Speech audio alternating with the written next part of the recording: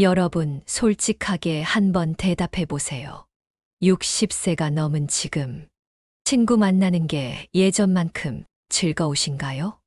아니면 혹시, 또 만나야 하나? 이런 생각 드신 적 없으세요? 괜찮습니다. 저도 그랬거든요. 그런데 말이에요. 왜 40년, 50년을 함께 해온 소중한 친구들이 이제는 부담스럽게 느껴질까요? 설마 나이가 들어서 성격이 나빠진 걸까요? 아니면 제가 이기적이 된 걸까요? 전혀 그렇지 않습니다. 사실 이건 60세 이후에 거의 모든 사람들이 겪는 자연스러운 현상이에요. 그리고 오늘 제가 말씀드릴 세 가지 이유를 들으시면, 나만 그런 게 아니었구나 하고 깨달으실 거예요. 이 영상을 끝까지 보시면, 첫째, 왜 친구 관계가 부담스러워졌는지 명확하게 이해하실 수 있고, 둘째, 혼자서 끙끙 앓던 죄책감에서 완전히 벗어나실 수 있어요. 셋째, 진짜 소중한 친구와 그냥 습관적으로 만나는 친구를 구분하는 방법까지 알려드릴게요. 특히 마지막에 말씀드릴 세 번째 이유는 정말 충격적일 거예요. 내 마음이 이랬구나 하고 무릎을 치실 거예요. 그럼 시작하기 전에 이런 현실적이고 솔직한 이야기가 도움이 되신다면 구독 버튼 꼭, 좋아요도 미리 눌러주세요. 자, 그럼 지금부터 60세 이후 친구가 독이 되는 충격적인 진실 세 가지 시작합니다. 그럼 첫 번째 이유부터 말씀드릴게요. 바로 경제적 부담과 격차 문제입니다. 이거 정말 말하기 어려운 주제인데, 하지만 가장 현실적인 문제이기도 해요. 지난달에 제가 직접 겪은 일을 하나 말씀드릴게요. 40년 지기 친구 김 씨가 전화를 했어요. 야, 오랜만에 한번 만나자. 요즘 좋은 한정식집 알게 됐는데 거기서 점심이나 하자. 좋죠. 반가우니까 나갔어요. 그런데 막상 가보니까 어머나, 한 상에 8만 원짜리 한정식이에요. 8만 원, 예전 같으면 뭐 그럴 수도 있다고 생각했을 텐데, 은퇴하고 연금으로 살아가는 지금은 솔직히 부담스러운 거예요. 그런데 더 큰 문제는 이거였어요. 김 씨는 아직도 사업을 하고 계시거든요. 부동산도 여러 채 가지고 계시고, 그러니까 8만 원이 우리한테는 전혀 다른 의미인 거죠. 식사하는 내내 제가 계산할까 말까 고민이 되는 거예요. 김 씨가 계산하면 미안하고, 제가 계산하면 한 달 용돈에서 큰 부담이고, 결국 김 씨가 계산하셨는데 집에 돌아오는 내내 기분이 좋지 않더라고요. 내가 얻어먹었나? 이런 생각도 들고, 다음에 만나면 내가 더 비싼 곳에서 사줘야 하나? 이런 부담감도 생기고. 여러분도 이런 경험 있으시죠? 이게 한두 번이면 괜찮은데 계속 반복되면 정말 스트레스예요. 더 웃긴 건 요즘 친구들 만나면 꼭 하는 이야기가 있어요. 골프 이야기, 해외여행 이야기. 야, 나 지난달에 일본 온천 여행 다녀왔는데 정말 좋더라. 너도 한번 가봐. 골프장 회원권 하나 장만해. 요즘 운동 삼아 치는데 재미있어. 듣고 있으면 정말 따라가고 싶어요. 예전 같으면 그래, 나도 해볼까 했을 텐데 지금은 계산기를 두드려 봐야 하는 거예요. 골프 한 라운드에 15만 원, 20만 원. 일본 여행은 또 얼마나 들겠어요? 그러면서 점점 이런 생각이 들기 시작해요. 나는 이제 이런 친구들과 어울릴 처지가 아니구나. 계속 이러면 나만 소외되는 것 같고. 그런데 더 큰 문제는 이거예요. 이런 상황에서 솔직하게, 나는 경제적으로 좀 어려워서 그런 비싼 곳은 부담스럽다라고 말할 수 있나요? 못하죠. 자존심이 허락하지 않아요. 말을 친구한테 할 수는 없잖아요. 65세가 넘어서 돈이 없다는 그러니까 결국은 두 가지 선택밖에 없어요. 억지로라도 따라가서 경제적 부담을 감수하거나 아니면 점점 모임에서 빠지거나. 저희 아파트 단지에 사시는 박 씨 어르신 이야기를 하나 더 해드릴게요. 박 씨 어르신은 정말 성실하게 사신 분이에요. 공무원으로 30년 넘게 근무하시고 은퇴하셨는데 연금이 그렇게 많지는 않으세요.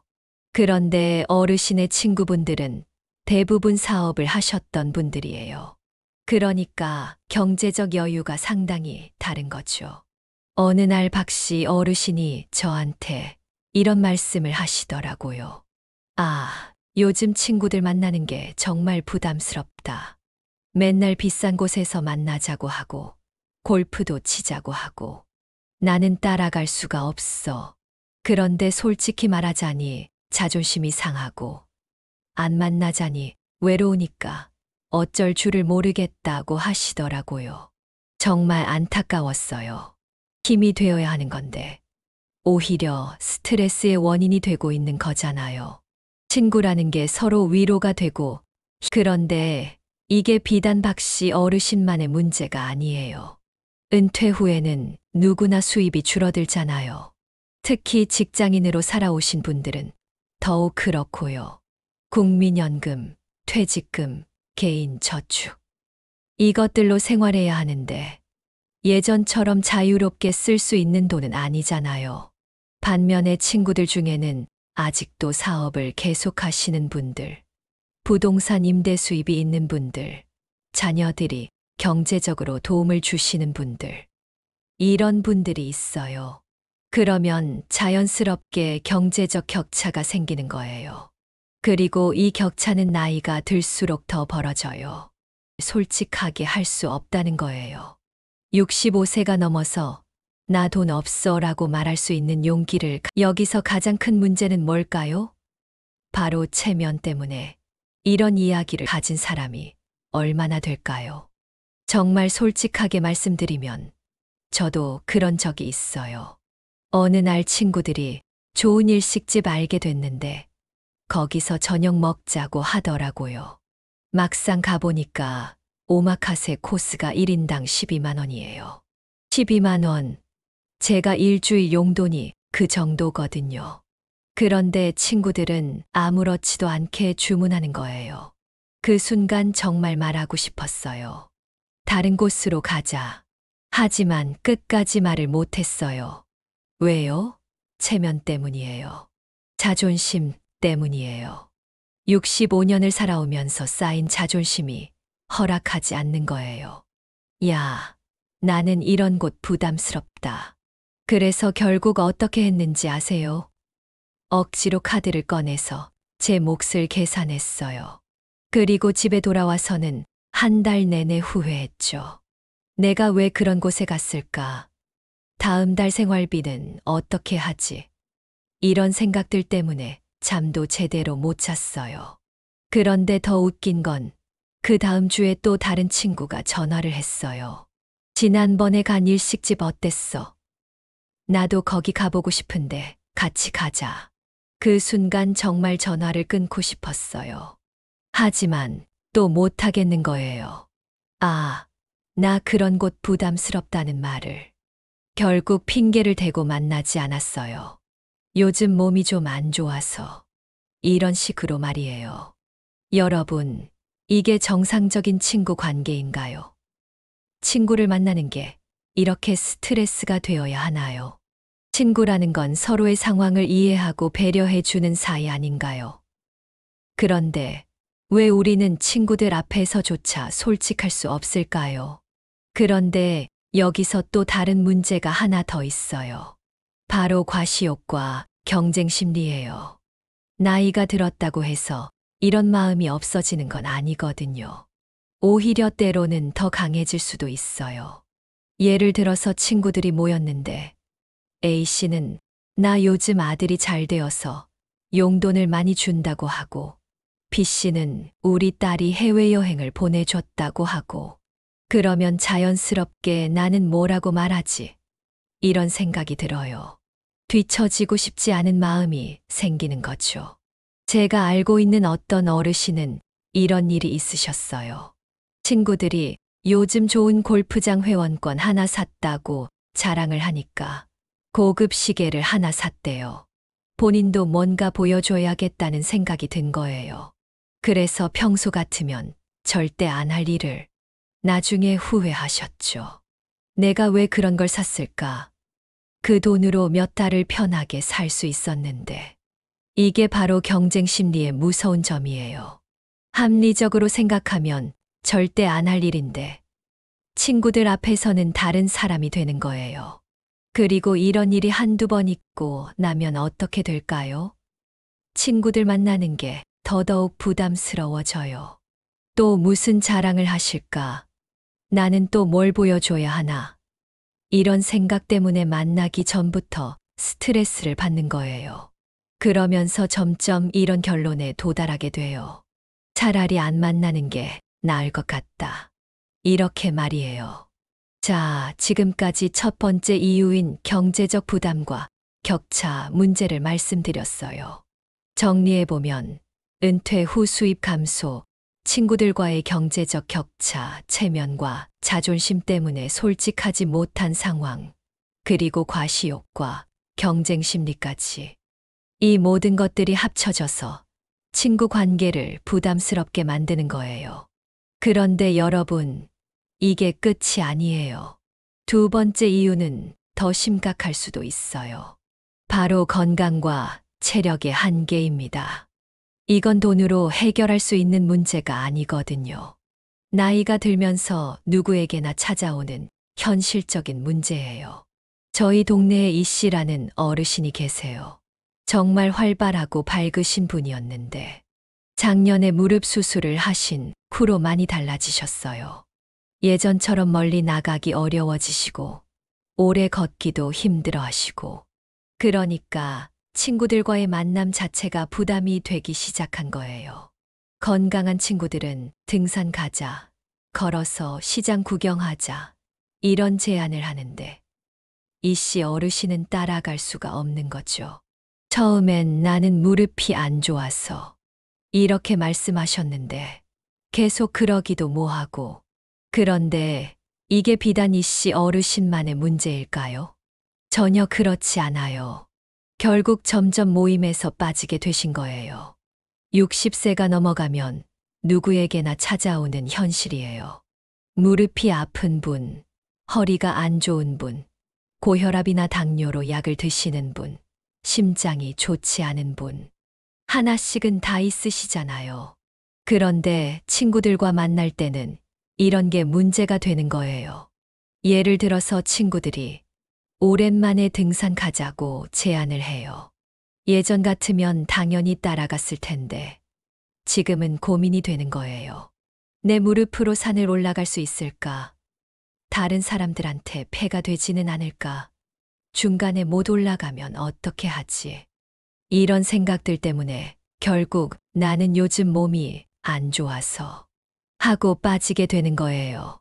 그런데 한두 번은 괜찮아요. 문제는 이런 일이 반복되면서 생기는 거예요. 아, 나는 이제 친구들과 함께 할 수 있는 게 별로 없구나. 나만 자꾸 빠지니까 친구들도 부담스러워하는 것 같고. 제가 직접 겪은 일을 하나 말씀드릴게요. 작년 가을에 친구들과 단풍 구경을 가기로 했어요. 정말 오랜만에 다 같이 나들이를 가는 거라서 기대가 됐어요. 그런데 막상 가보니까 다들 예전보다 걸음이 느려진 거예요.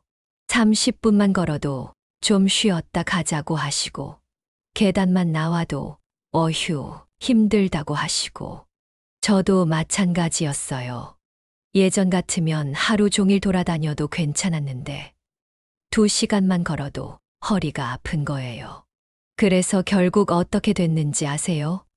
계획했던 코스의 절반도 못 돌고 벤치에 앉아서 대부분의 시간을 보냈어요. 그런데 더 큰 문제는 친구들 사이에도 건강 상태가 다르다는 거예요. 어떤 분은 아직도 정말 건강하세요. 매일 운동하시고 등산도 하시고 여행도 다니시고 반면에 어떤 분은 병원 다니기도 바쁘세요. 이곳저곳 아픈 데가 많으시고 약도 여러 개 드시고 그러면 자연스럽게 두 그룹으로 나뉘어지는 거예요. 건강한 분들끼리는 계속 활동적인 만남을 가지시고 그렇지 못한 분들은 점점 소외되는 거죠. 제가 아는 어떤 어르신은 이런 말씀을 하시더라고요. 요즘 친구들 만나면 내가 제일 초라해. 다들 건강하다고 자랑하는데 나만 아픈 얘기를 해야 하니까 정말 마음이 아팠어요. 건강이라는 게 본인 의지로만 되는 게 아닌데 그것 때문에 위축되시는 모습을 보니까 그리고 또 다른 문제가 있어요. 건강한 친구들은 좋은 의도로 이런 말을 해요. 야, 너도 운동 좀 해.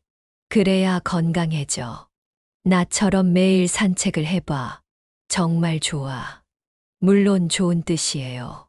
하지만 듣는 사람 입장에서는 어떨까요?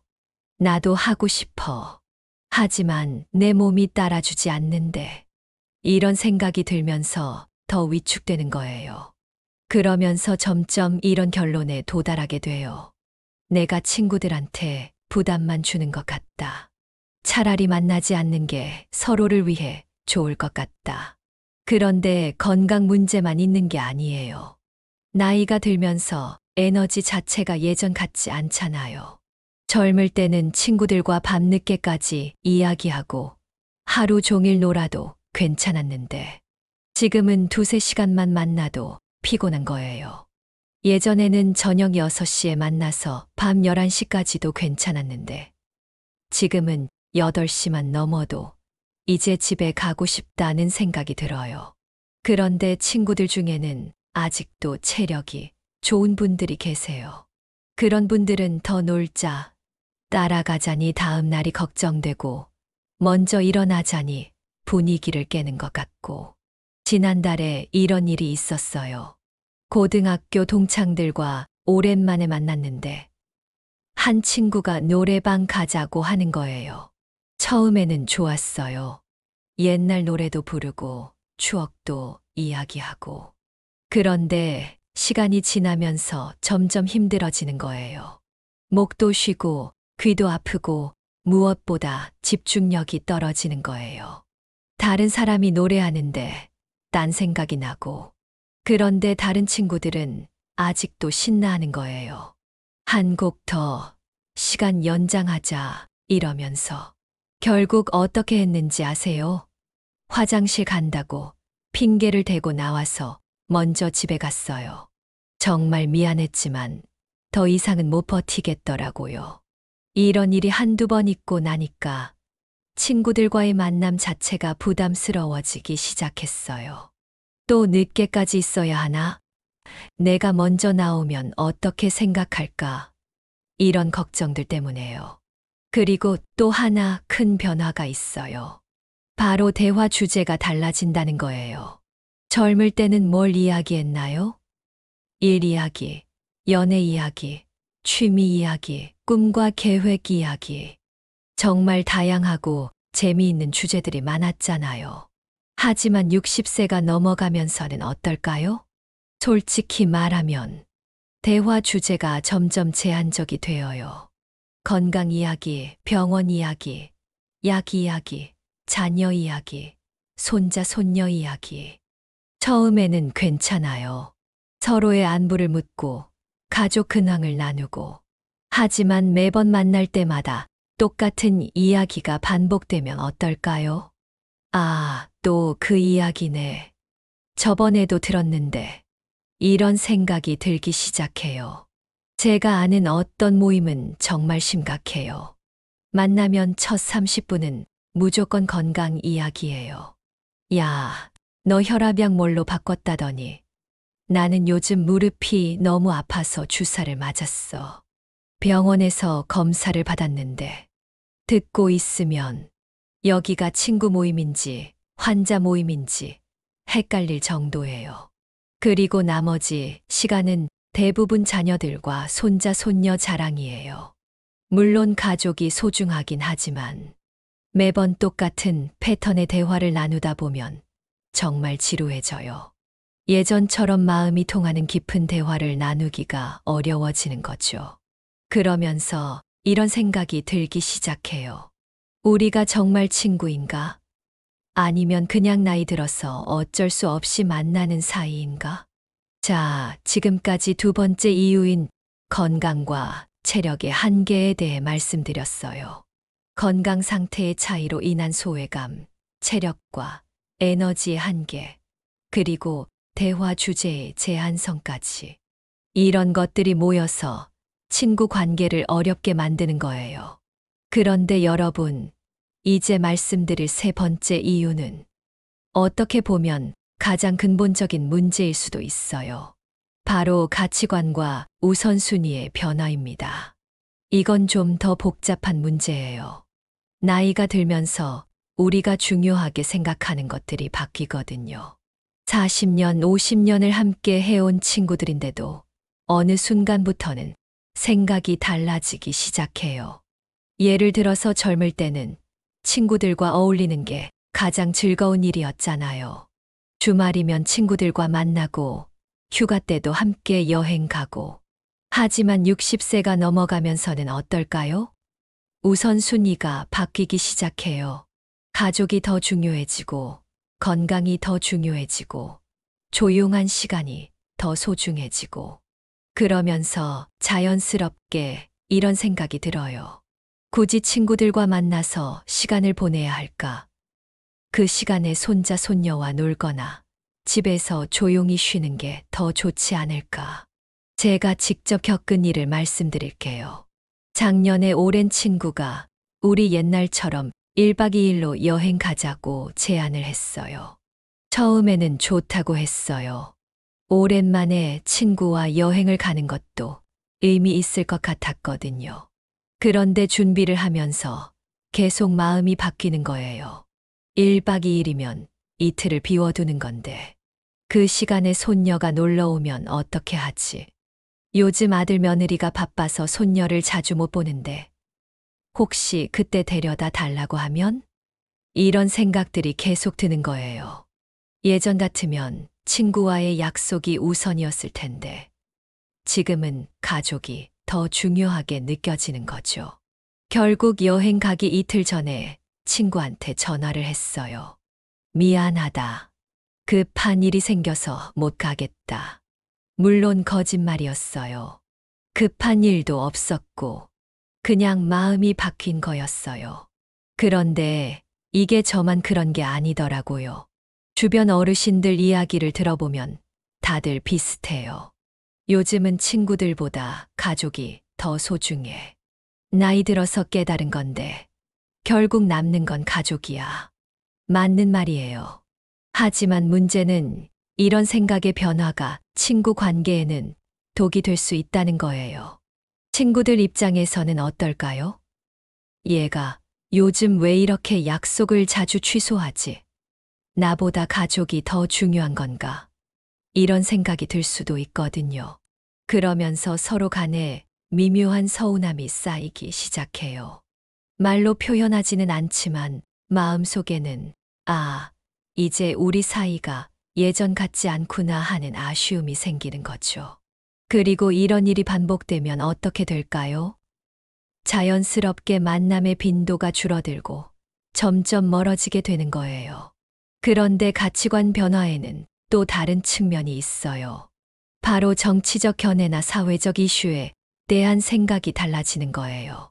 젊을 때는 이런 이야기를 해도 내가 그렇게 생각하는구나 하고 넘어갔는데 나이가 들수록 자신의 신념이 더 확고해져요. 그러면서 서로 다른 의견을 받아들이기가 더 어려워지는 거죠. 지난번에 친구들과 만나서 뉴스 이야기를 하다가 정말 어색해진 적이 있어요. A 친구는 요즘 정부 정책에 대해 비판적이었고 B 친구는 지지하는 입장이었어요. 처음에는 가벼운 의견 교환이었는데 점점 목소리가 높아지고 서로 자신의 주장만 하게 되더라고요. 결국 그날은 기분이 상한 채로 헤어졌어요. 40년 넘게 알고 지낸 사이인데 정치 이야기 때문에 이렇게 될 줄은 몰랐거든요. 그 후로는 어떻게 됐는지 아세요? 서로 조심스러워하기 시작했어요. 뉴스 이야기는 아예 안 하고, 민감한 주제는 피하고. 하지만 그러다 보니까 대화할 거리가 더 줄어든 거예요.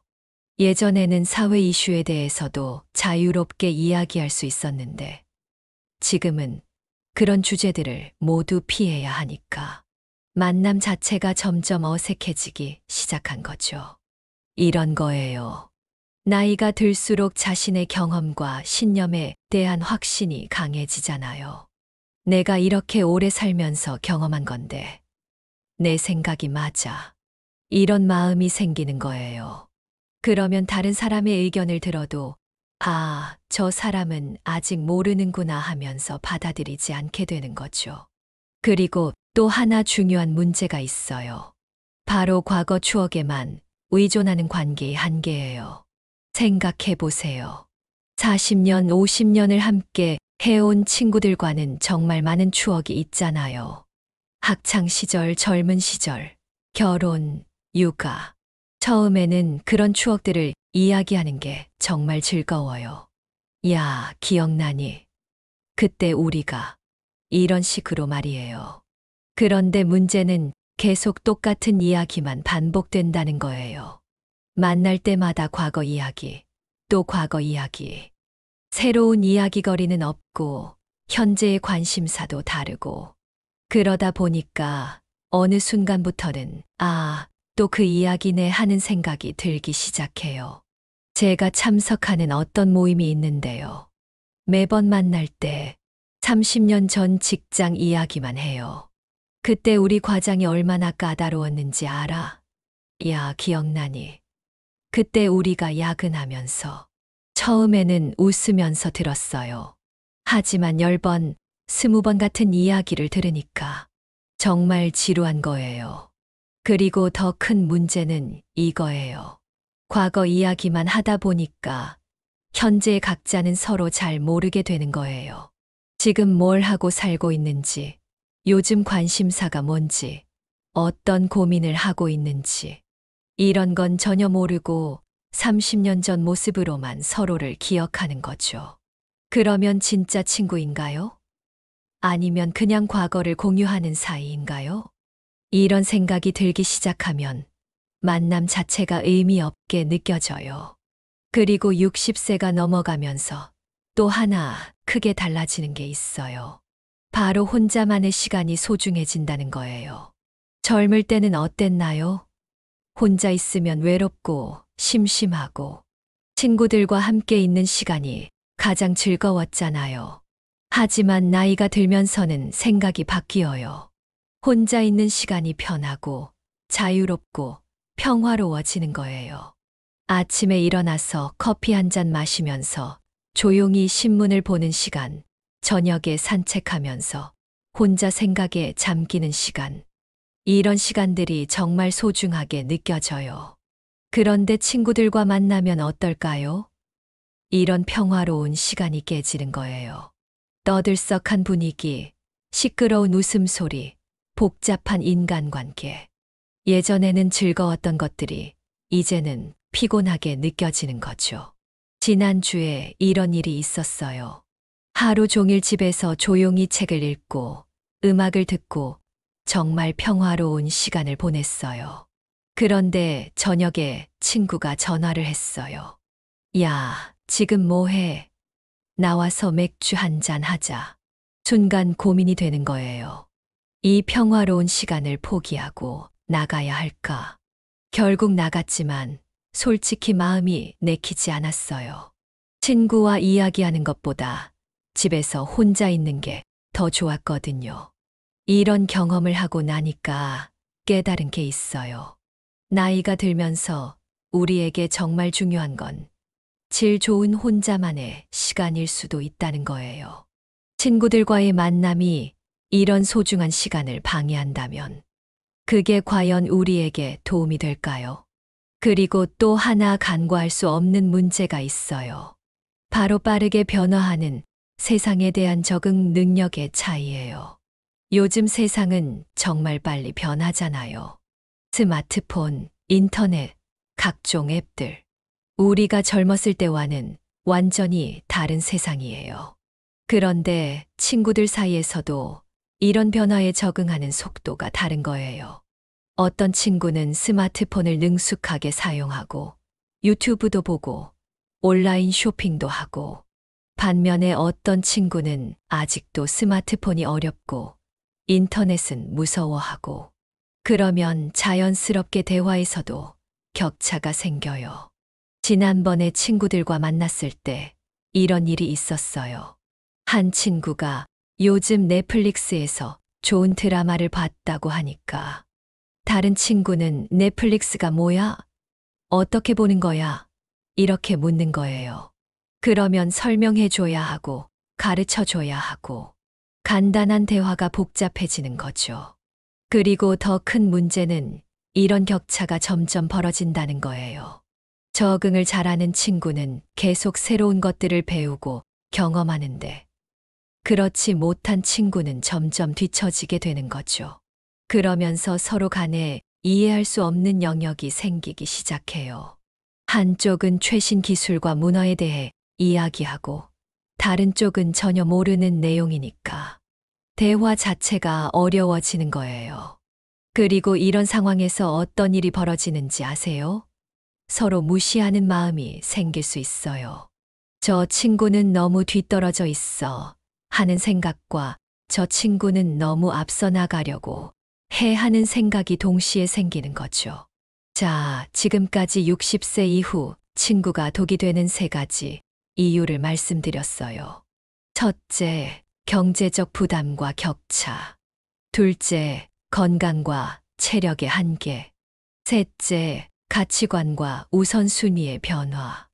이 모든 것들을 종합해보면 하나의 결론에 도달하게 돼요. 바로 나이가 들면서 친구 관계를 유지하는 것이 점점 어려워진다는 현실이에요. 여러분, 이게 나쁜 거라고 생각하시나요? 제가 친구를 소중히 하지 않는다고 생각하시나요? 전혀 그렇지 않아요. 이건 단순히 인생의 자연스러운 과정이에요. 젊을 때와 나이 들었을 때의 우선순위가 다른 건 당연한 거고, 체력과 환경이 바뀌는 것도 자연스러운 거고, 경제적 상황이 달라지는 것도 현실적인 문제예요. 문제는 우리가 이런 현실을 받아들이지 못하고 계속 젊을 때의 기준으로 친구 관계를 유지하려고 한다는 거예요. 그러니까 스트레스를 받고 부담을 느끼고 결국에는 친구 관계 자체가 독이 되는 거죠. 하지만 이런 현실을 인정하고 받아들인다면 어떨까요? 오히려 더 건강하고 행복한 노년을 보낼 수 있을 거예요. 그럼 이제 어떻게 해야 할지에 대해 말씀드려 보겠어요. 첫 번째 해결책은 진짜 친구와 형식적 친구를 구분하는 것입니다. 여러분, 솔직하게 생각해 보세요.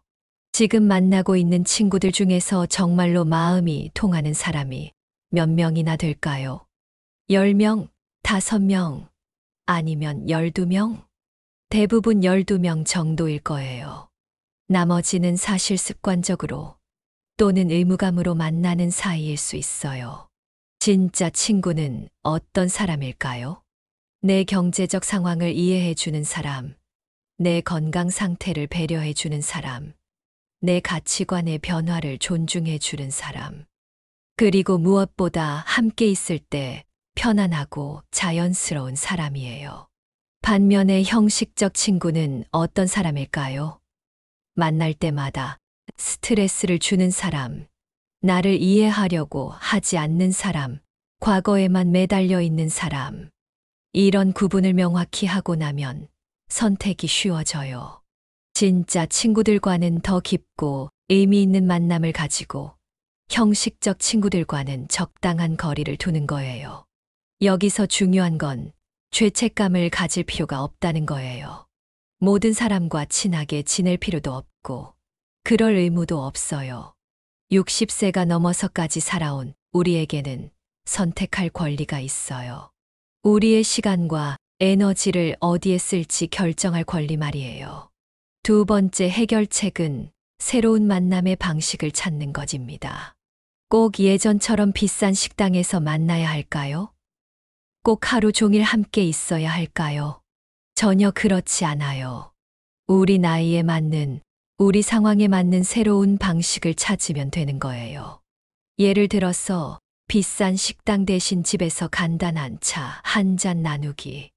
하루 종일 만나는 대신 12시간 산책하면서 이야기하기. 아니면 각자 집에서 같은 TV 프로그램을 보면서 전화로 이야기하기. 요즘은 화상통화도 쉽게 할 수 있잖아요. 이런 방식들은 경제적 부담도 적고 체력적으로도 부담이 없어요. 그리고 더 자연스럽고 편안한 분위기에서 진짜 마음속 이야기를 나눌 수 있어요. 중요한 건 만나는 횟수가 아니라 만남의 질이에요. 월 1회 형식적으로 만나서 스트레스 받는 것보다 3개월에 한 번이라도 진짜 마음이 통하는 만남을 갖는 게 훨씬 좋지 않을까요? 그리고 이런 새로운 방식을 제안할 때 솔직하게 말해도 돼요. 요즘 나이가 들어서 예전처럼 만나기가 부담스러워. 우리 좀 더 편한 방식으로 만나면 어떨까? 진짜 친구라면 충분히 이해해 줄 거예요. 세 번째이자 가장 중요한 해결책은 나 자신을 위한 시간의 소중함을 인정하는 것입니다. 여러분 60년을 살아오시면서 언제 진짜 자신만을 위한 시간을 가져보셨나요? 젊을 때는 학업, 취업, 결혼, 육아, 직장 생활. 늘 누군가를 위한, 무언가를 위한 시간이었잖아요. 이제는 좀 달라져도 되지 않을까요? 이제는 나를 위한 시간을 가져도 되지 않을까요? 혼자 있는 시간이 편하다면 그것도 괜찮은 거예요. 친구들과 만나는 것보다 가족과 시간을 보내는 게 좋다면 그것도 자연스러운 거예요. 음악을 듣고 산책을 하고 생각에 잠기는 시간. 이런 시간들이 이제는 더 소중할 수 있어요. 그리고 이런 시간을 통해서 진짜 나 자신과 마주할 수 있어요. 지금까지 어떻게 살아왔는지, 앞으로 어떻게 살고 싶은지, 방해하는 만남이라면 과감하게 거절해도 되는 거예요. 아니요라고 말할 용기를 가지세요. 오늘은 집에서 쉬고 싶어서, 요즘 좀 피곤해서, 이런 핑계를 댈 필요도 없어요. 그냥 솔직하게 오늘은 혼자 있고 싶어 라고 말해도 되는 거예요. 진짜 친구라면 이해해 줄 거고, 이해하지 못하는 사람이라면 굳이 그런 사람과 시간을 보낼 필요가 있을까요?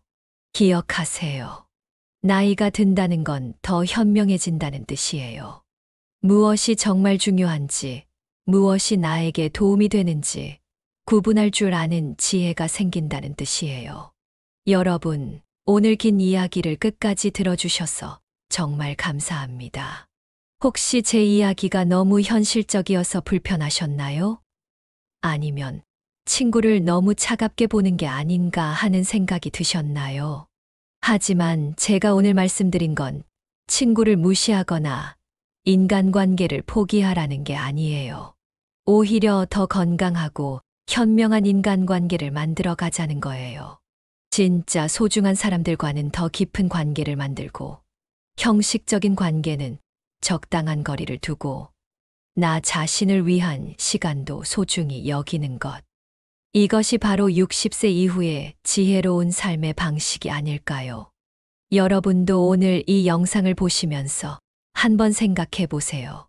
지금 내 주변의 인간관계가 나에게 진짜 도움이 되고 있는지, 아니면 스트레스만 주고 있는지. 그리고 용기를 내세요. 변화할 용기, 선택할 용기, 때로는 거절할 용기를 말이에요.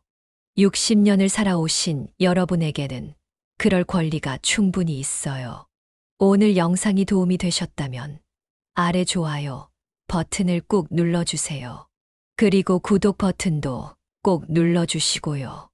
구독을 하시면 이런 현실적이고 솔직한 이야기들을 계속 받아보실 수 있어요. 댓글로는 여러분의 경험과 생각을 공유해 주세요. 나도 이런 경험이 있어. 이런 상황에서는 어떻게 해야 할까? 이런 이야기들을 나누면서 서로 도움이 되었으면 좋겠어요. 자, 친구를 구별하는 법 5가지에 대해 더 자세히 말씀드릴 예정이에요. 기대해 주세요. 오늘도 건강하고 행복한 하루 보내시고 다음 영상에서 또 만나요. 안녕히 계세요.